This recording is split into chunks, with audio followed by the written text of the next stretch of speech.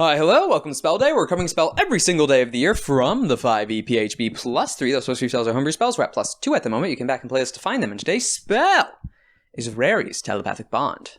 Rory's? RARY'S?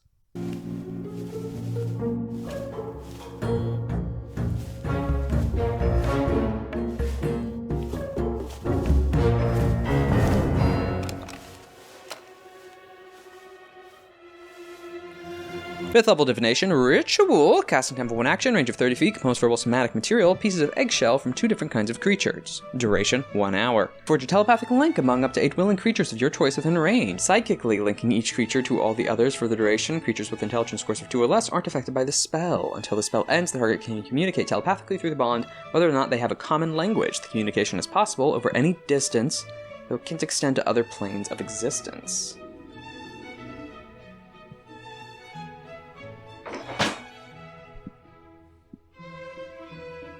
So I just realized this didn't say humanoid. Which means, technically, you can use this on beasts and monsters, if you can get them to willingly agree to it, so that's the difficult hurdle. But outside of that potential fun use, it's amazing. So, party sense, I've seen my parties use it a lot. Namely because it's just good to have instant communication back and forth. It's the reason a lot of sending stone items are turned into basically walkie-talkies. This one, cast it ahead of time, no concentration, lasts for an hour, ritual. No item needed, no attunement slot used, no concentration slot used, no spell slot used. And up to 8 creatures. Your average party's under that. Well under. Not to mention, in world-building wise in situations, the military example brought up with the message spell of communicating through captains and generals. This outclasses it by a mile. Harder to come by because message is a cantrip and this is a 5th level spell, but it's a ritual. It's a 5th level ritual. So if you have some kind of battle mage or war mage with you, cast this on the general and all the captains. You have a perfect link in instantaneous communication between all points of the battlefield, or key figures, up to 8. Being able to instantly communicate your situation to another group. That's why tactical comms and comm beads in both TV shows and real life and radio are such a massive strategic advantage in both fiction and reality.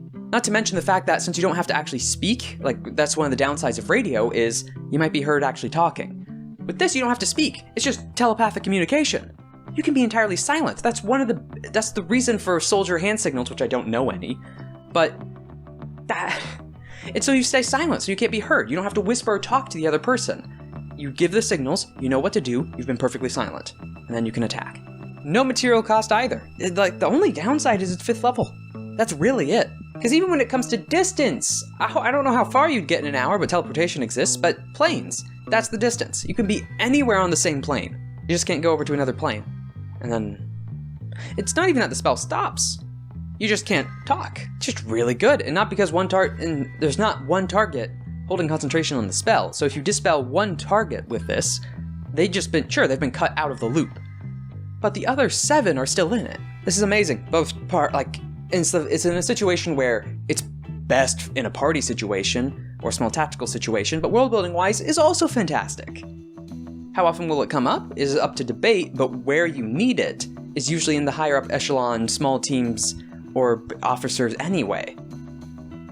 So it doesn't hurt to only have a few spellcasters with access to that.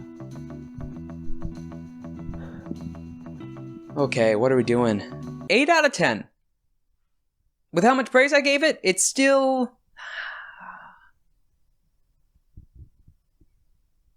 8 or 9. 9. It allows communication without even a shared common language. You can even use it as a step by tongues or comprehend languages as a ritual instead of actually casting the spell. 9. It has that additional use I forgot about. Amazing for parties. I've seen almost every game pick this up. That I've ran, at least. And it can be great for ballrooms, there's combat situations. So yeah, you can even use this espionage-wise to just keep in contact and talking. Like if you're in a council chamber, why not have all your faction members talking, communicating, but not verbally? So you can all strategize on what you're about to say or do or talk and discuss of what you're hearing before you actually mention anything. It's instant telepathic communication between a selected member of groups that can't be spied on is amazing. and not having to cost a spell slot. You just need someone who can cast 5th level spells, or rituals even, not even just double spells. Not concentration. It's just great. It's great. It's great.